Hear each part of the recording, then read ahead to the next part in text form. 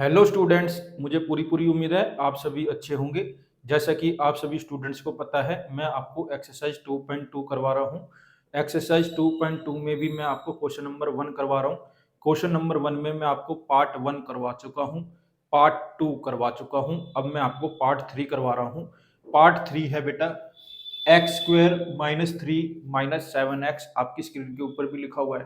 तो हम ये देखेंगे कि हमें इस क्वेश्चन के अंदर क्या निकालना है। तो हमने क्वेश्चन को रीड करा, रीड करने के बाद पता चला कि हमें इस क्वेश्चन के अंदर एक क्वाड्रेटिक पॉलिनोमियल दी गई है जिसके हमें जीरोस निकालने हैं। जीरोस निकालने के बाद हमने क्या करना है, वेरिफिकेशन करना है relationship between A zeros and A coefficient के बीच में। तो कर लेते हैं। सबसे पहले हम ये देखते हैं, जो हमें क्वाड्रेटिक पॉलिनोमियल दी गई है क्या वो अपनी स्टैंडर्ड फॉर्म में है, क्या उसकी सभी टर्म्स सीक्वेंस में अरेंज हैं। तो चेक करते हैं। 6x² minus three minus seven x, हमने देखा कि हमें जो क्वाड्रेटिक पॉलिनोमियल दी गई है वो जम्बल्ड है, वो सीक्वेंस में अरेंज नहीं है। उसकी जो टर्म है वो सीक्वेंस में अरेंज नहीं है। हमें पता है क्वाड्रेटिक पॉलिनोमियल के अंदर तीन टर्म होती है। सबसे पहले आती है x² वाली, फिर आती है x वाली, फिर आती है कांस्टेंट टर्म। लेकिन हमें जो दिया गया है ये क्या है, जम्बल्ड है। तो इसको सीक्वेंस में अरेंज करते हैं सबसे पहले। फिर हम क्या करेंगे, इस क्वाड्रेटिक पॉलिनोमियल की स्प्लिटिंग दी मिडिल टर्म करेंगे। स्टार्ट करते हैं। तो सबसे पहले मैं इसको क्या करूंगा, सीक्वेंस में लिखूंगा। सबसे पहले लिखूंगा 6x², क्योंकि सबसे पहले x² की टर्म होती है, फिर आएगी x वाली जो कि क्या है -7x, फिर आएगी कांस्टेंट टर्म वो क्या है -3। अब इसके अंदर ये देखो कोफिशिएंट ऑफ x² क्या है, हमने देखा 6। फिर हम ये देखेंगे कांस्टेंट टर्म क्या है विद साइन, हमने देखा -3। फिर हम क्या करेंगे, 6 को -3 से मल्टीप्लाई करेंगे, ये हो जाएगा -18। अब हम क्या करेंगे, इसके प्राइम फैक्टर करेंगे। तो कर लेते हैं। 2 के टेबल में जाएगा 9 पे, 3 के टेबल में जाएगा 3 पे, 3 के टेबल में जाएगा 1 पे। तो हमारे प्राइम फैक्टर आ गए बेटा 2, 3 और 3। ठीक है। फिर हम देखेंगे हमारी मिडिल टर्म क्या है, हमने देखा हमारी मिडिल टर्म है -7। अब हमें ऐसे दो नंबर ढूंढने हैं जब मैं उन दोनों नंबरों को प्लस या माइनस करूं तो मेरा -7 आ जाए, और मैं उन दोनों नंबरों को मल्टीप्लाई करूं तो मेरा माइनस का 18 आ जाए। और वो दोनों नंबर हमने ढूंढने कहाँ से हैं, इन प्राइम फैक्टर से। तो वो दो नंबर मुझे काफी आसानी से मिल गए, एक हो गया 2 और 3 3 जा क्या होता है 9। तो 9 को लेंगे माइनस का, 2 को लेंगे प्लस का। अब देखो, जब मैं +2 -9 करूंगा तो क्या आएगा बेटा -7। जब मैं +2 को -9 से मल्टीप्लाई करूंगा तो क्या आएगा बेटा -18। तो इसका मतलब हमारे ये दोनों नंबर सही है। तो यहाँ लिख लेते हैं 6x² -9x प्लस 2x -3। अब हम ये देखेंगे शुरू की दो टर्म में क्या कॉमन है और लास्ट की दो टर्म में क्या कॉमन है। हमने देखा शुरू की दो टर्म में कॉमन है 3x, तो हमने ले लिया। जब मैंने यहाँ से 3x कॉमन लिया तो क्या बच गया यहाँ 2x। जब मैंने यहाँ से 3x कॉमन ले लिया तो यहाँ क्या बच गया बेटा 3, क्योंकि 3 के टेबल में 9 कब आता है 3 पे, प्लस। अब मैंने देखा इन दोनों टर्मों में क्या कॉमन है, हमने देखा कुछ भी नहीं, तो 1 कॉमन आएगा। तो ये आ गया 2x -3। हमने देखा हमारे ये दोनों क्या है सेम।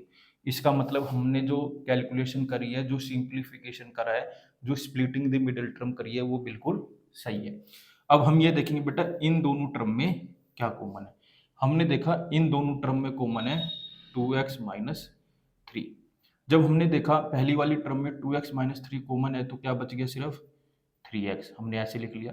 ऐसे इस वाली टर्म में से 2x -3 कॉमन आ गया तो क्या बच गया प्लस का 1।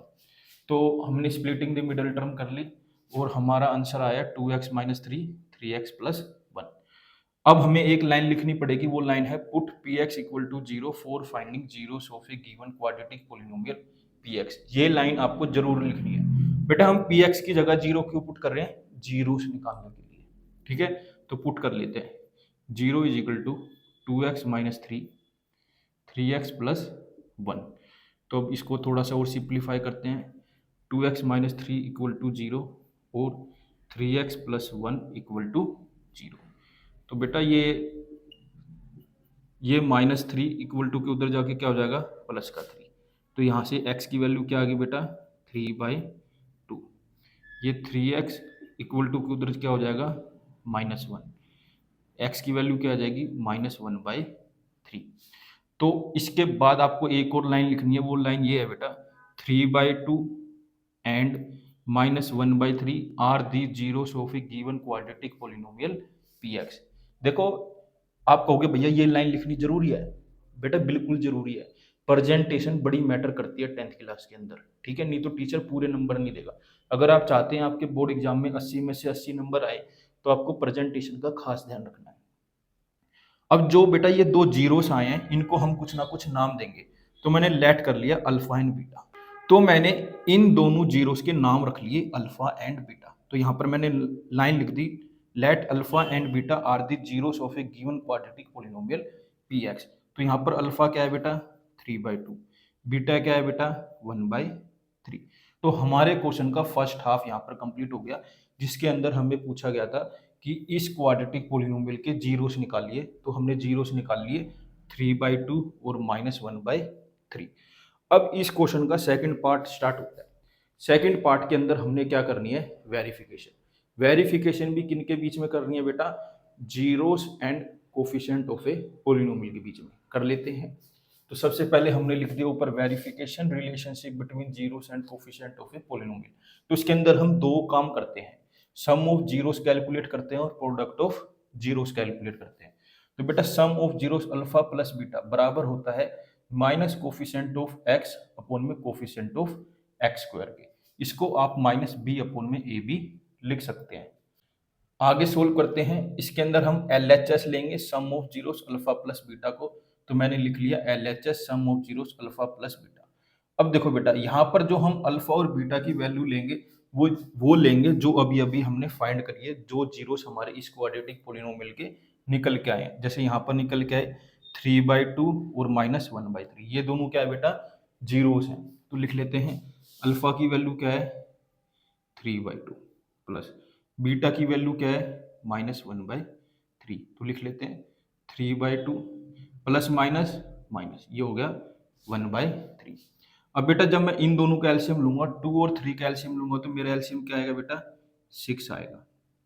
तो अब ये देखो 2 के टेबल में 6 कब आता है 3 पे, 3 3 जा 9 माइनस। अब देखो 3 के टेबल में 6 कब आता है 2 पे, 2 1 जा 2। तो बेटा ये हमारा आ गया 7/6। क्या आ गया बेटा 7/6। तो हमारा अल्फा प्लस बीटा आ गया बेटा 7/6। ठीक है, यहाँ पर हमने LHS सोल्व कर लिया। अब हम RHS सोल्व करेंगे। RHS में क्या लेते हैं कोफिशिएंट ऑफ x अपॉन में कोफिशिएंट ऑफ एक्स स्क्वायर। बस ये माइनस के साइन का ध्यान रखना। अब हम देखेंगे कोफिशिएंट ऑफ x क्या है। तो हम यहाँ पर आए, हमने देखा कोफिशिएंट ऑफ x क्या है -7, तो हमने लिख दिया यहाँ पर -7।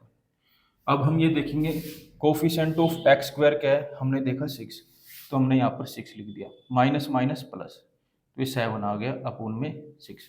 तो हमने देखा हमारा LHS बराबर आ गया RHS। अब हम क्या करेंगे प्रोडक्ट ऑफ जीरोस निकालेंगे। प्रोडक्ट ऑफ जीरोस क्या होता है alpha into beta is equal to constant term upon में कोफिशिएंट ऑफ एक्स स्क्वायर।